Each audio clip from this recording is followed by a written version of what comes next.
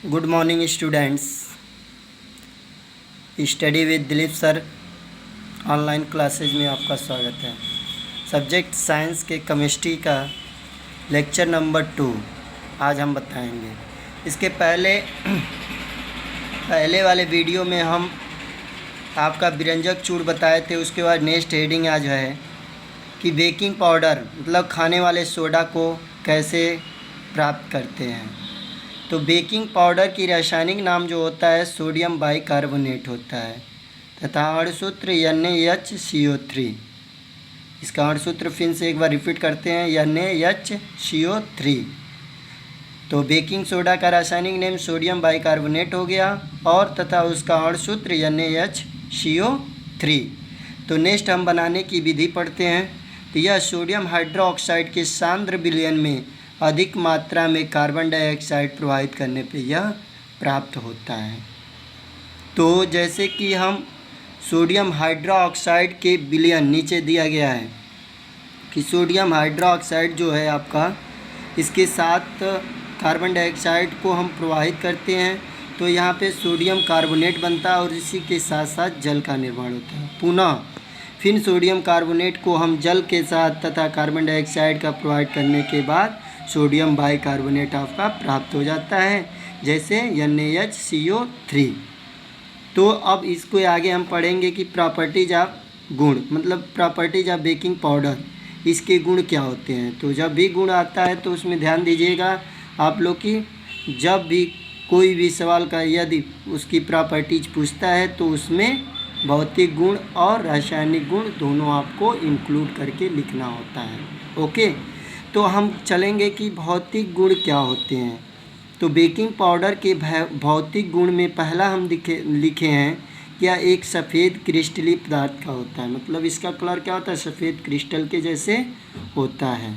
Second step, यह जल में अल्प विलय होता है, जल में यह बहुत कम ही घुलने वाला होता है। तीसरा नेक्स्ट, इसका जलीय विलयन अम्लीय होता है।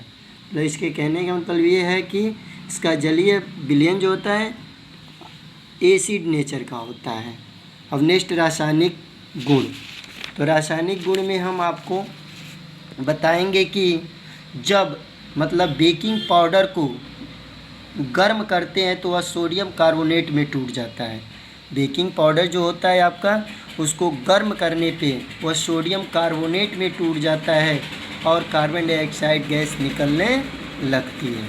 तो नेक्स्ट रिएक्शन में भी दिखाए हैं कि नीचे देखिएगा कि ये सोडियम कार्बोनेट है, सोडियम बाइकार्बोनेट, और सोडियम बाइकार्बोनेट को हम जब गर्म करने पे सोडियम बाइकार्बोनेट जब गर्म होता है तो सोडियम कार्बोनेट और उसके साथ साथ जल बनता है और पुनः कार्बन डाइऑक्साइड क्या होता है, रिलीज होने लगता है।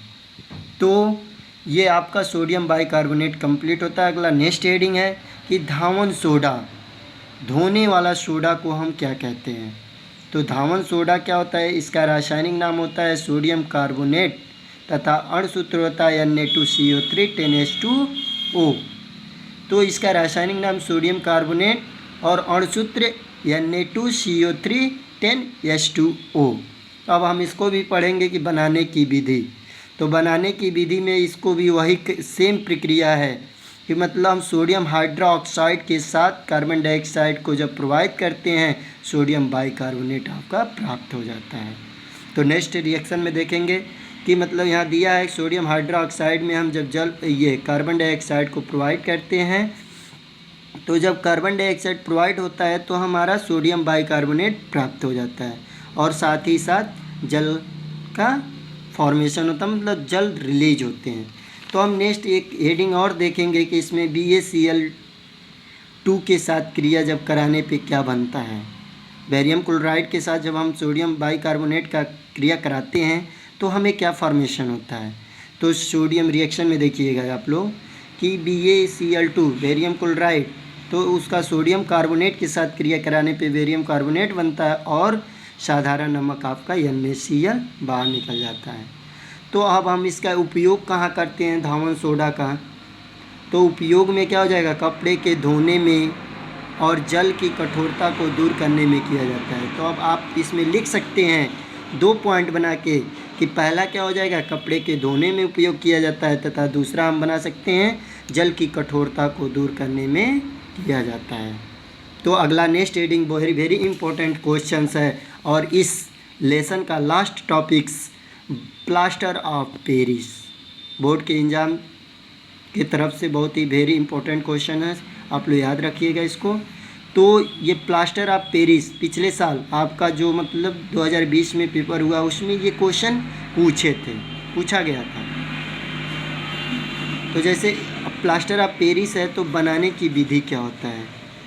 जिप्सम को हम क्या करते हैं, 120 से 130 डिग्री सेल्सियस गर्म करने से प्लास्टर ऑफ पेरिस आपका प्राप्त हो जाएगा। नेक्स्ट नीचे रिएक्शन में देखेंगे कि आपका ये प्लास्टर ऑफ पेरिस का फार्मूला है CaSO4 और 2H2O। तो इसको हम जब गर्म करते हैं 120 से 130 डिग्री सेल्सियस पे, तो आपका क्या होता है, प्लास्टर ऑफ पेरिस प्राप्त हो जाता है। प्लास्टर ऑफ पेरिस जिप्सम को गर्म करने पे प्लास्टर ऑफ पेरिस प्राप्त होता है, और साथ ही में जल भी रिलीज होते हैं। तब इसका गुणधर्म हम पढ़ेंगे कि मतलब गुणधर्म क्या होते हैं। तो गुणधर्म में देखिएगा कि पहला आपका है प्लास्टर ऑफ पेरिस सफ़ेद रंग का चूर्ण होता है जो तेज़ गर्म करने पे निर्जल में बदल जाता है। मतलब प्लास्टर ऑफ पेरिस सफ़ेद रंग का होता है, याद रखिएगा, और एक प्रकार का चूर्ण होता है। चूर्ण मतलब चूरन, जो तेज़ गर्म करने पे निर्जल हो जाता है। नीचे रिएक्शन भी दिखाया गया है। कैल्शियम सल्फेट के साथ जब इसको हम फास्ट हीटिंग करते हैं तो क्या बनता है, कैल्शियम सल्फेट बनता है और बाहर जल का निर्माण हो जाता है। तो लास्ट इसका उपयोग क्या होता है, तो इसका उपयोग हम देखेंगे कि शल्क चिकित्सा में प्लास्टर करने में, जैसे जितने भी मेडिकल्स होते हैं या तो उसमें क्या होता है, किसी प्रकार की शरीर की हड्डियाँ टूट जाती हैं तो प्लास्टर करने में इसका उपयोग किया जाता है। दूसरा सांचे और मॉडल बनाने में, किसी का सांचा बनाना हो, मॉडल बनाना हो उसका में। तीसरा इसमें है कि मूर्तियाँ और खिलौने बनाने में, मूर्तियों में बनाने में और खिलौने भी बनाने में उपयोग किया जाता है। तो ये आपका लास्ट हेडिंग था और ये चैप्टर आपका फिनिश होता है। नेक्स्ट अगला लेसन हम आपको अगले वीडियो में प्रोवाइड करेंगे। आप लोग इसको नोट करिएगा और साथ ही साथ लिख के याद करने की कोशिश करिएगा। ओके।